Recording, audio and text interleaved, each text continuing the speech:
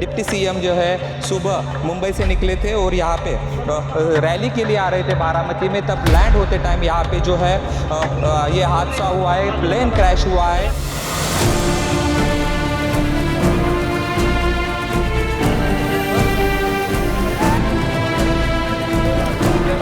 अजित पवार का विमान जहां पर अपघातग्रस्त हुआ है वहां पर ये हालात हम देख सकते हैं। ये विमान पूरी तरीके से जलकर खाक हो चुका है।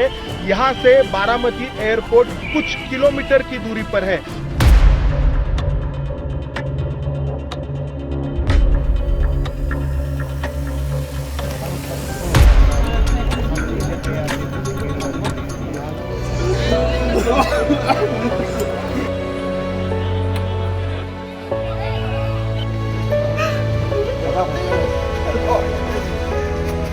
आपका एक बयान था कि अब पवार साहब ने रुकना चाहिए, रिटायरमेंट लेना चाहिए।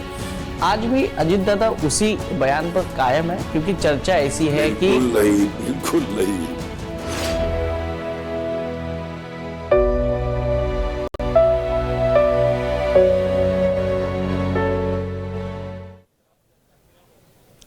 सुबह के 9:30 बज चुके हैं। आप सभी का एबीपी न्यूज़ पर स्वागत है। आपके साथ मैं हूं चित्रा त्रिपाठी।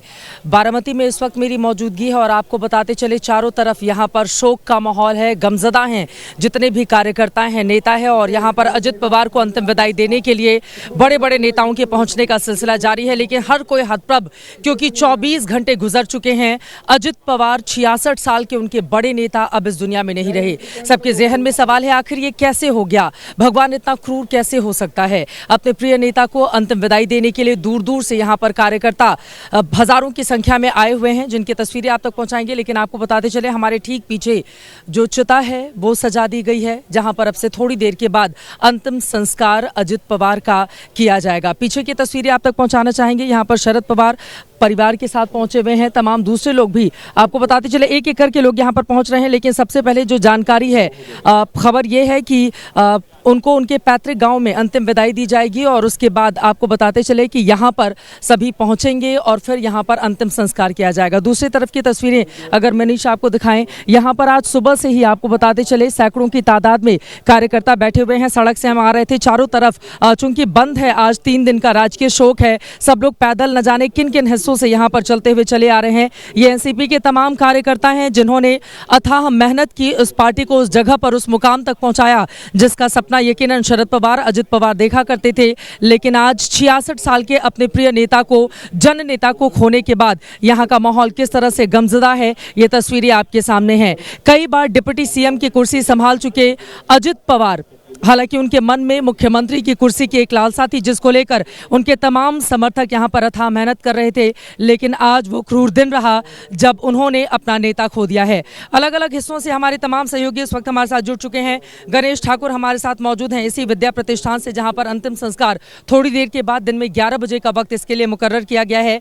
वैभव परब हमारे सहयोगी उनके पैतृक गाँव से हमारे साथ मौजूद हैं, जहाँ पर अंतिम दर्शन के लिए अजित पवार के शव को लेकर जाया गया है। और आपको बताते चले कि वहां पर काफी ज्यादा भीड़ इस वक्त देखने को मिल रही है। सबसे पहले गणेश आपके पास आते हुए जरा यहां की तस्वीरें दिखाइए। चिता सजा दी गई है, अलग अलग तस्वीरें अजित पवार की यहां पर हम देख पा रहे हैं, पूरे के पूरे ग्राउंड में लगाई गई है और थोड़ी देर में यहीं पर उनका अंतिम संस्कार किया जाना है। ये तस्वीरें क्या बयां करती हैं और अपने नेता को अंतिम विदाई देने वाले कार्यकर्ता क्या बोल रहे हैं? गणेश जी देखिए, मैं आपको यहाँ से तस्वीरें दिखाता हूँ, क्या आम क्या खास, तभी बड़े लोग यहाँ पर पहुँच रहे हैं और कई लोगों के चेहरे पे भावुकता दिख रही है, कई लोग आंसू नहीं रुक रहे हैं। अगर मैं कैमरा में रुपेश से कहूँगा कि दिखाएं कि कैसे यहाँ बैठे लोग भी भावुक हो रहे हैं। और अभी प्रतिभा पवार भी यहाँ पर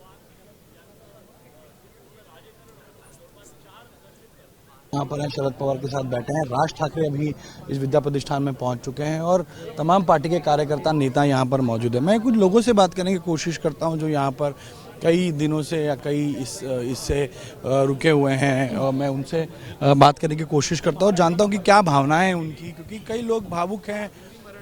हिंदी, आप बताइए क्या भावनाएं आपकी? क्या सभी लोग भावुक हैं यहाँ पे? सभी की आंखें नम मैं लगभग 30 साल से अजित दादा या उनके पूरे परिवार को हम जानते हैं। हमें हमारे लिए तो या पूरे बारामती या पूरे भारत के लिए मैं बोल सकता हूँ कि बहुत भावुक है। जैसे आप भी इतने साल से है, आपके चेहरे पे भी बहुत भावुकता है क्योंकि आप बहुत सालों से उनको जानते हैं। ये कितने दो पट उन्होंने गांव को अपने महाराष्ट्र को आज पूरे भारत पूरे वर्ल्ड में उन्होंने लेके गए। अभी एक ही ख्वाहिश है कि उनका जो काम करने का ये था, जो मैं तरीका था या ये था इम्पोर्टेंस था कि पूरे प्रशासन उनके लिए भी इतना कंट्रोल में था और वो भी बहुत रिस्पेक्ट करता था। होगी आप कहते हैं बारामती तो अनाथ हो गई, पर जो प्रशासन के लिए भी उनका बहुत वर्चस्व था। प्रशासन के लिए बोलते ना कि कोई तो उनको भी एक कृपा दृष्टि थी या एक बड़ा आदमी उनके साथ में था। उसके बाद दादा एक दृष्टि कर्मयोगी थे। छत्रपति शिवाजी महाराज की राजनीति और राज शासन उन्होंने प्रत्यक्ष इम्प्लीमेंट किया अपने जीवन में। एक दिन भी उन्होंने बिताया नहीं। वो हर दिन हर श्वास तक अंतिम श्वास तक काम करते रहे। सर एक ही है कि इसके बाद हमारा जो इंडस्ट्री है या इंडस्ट्री के जो ओनर हैं उनको प्रोटेक्ट करने वाला कोई नहीं है। ये हमारे लिए, पूरे भारत के लिए या महाराष्ट्र के लिए, क्योंकि इसके बाद जो होगा वो भगवान को ही मालूम है।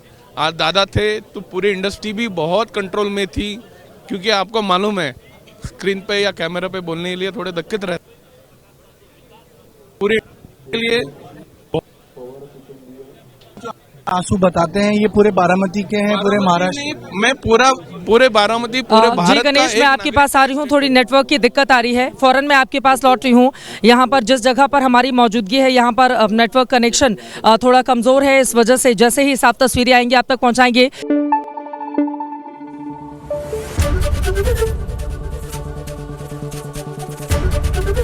एबीपी न्यूज आपको रखे आगे।